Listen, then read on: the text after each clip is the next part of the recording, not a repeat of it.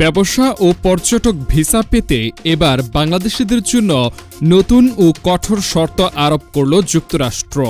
Visa পেতে বাংলাদেশিদের $5,000 থেকে $15,000 পর্যন্ত জামানত দিতে হবে।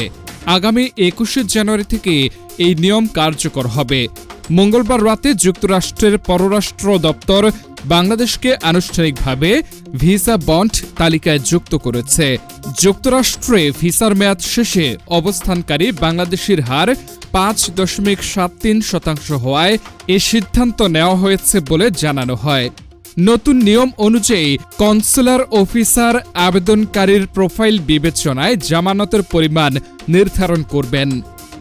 পররাষ্ট্র দপ্তর জানিয়েছে, জামানত দিলেই ভিসা পাওয়া নিশ্চিত নয়।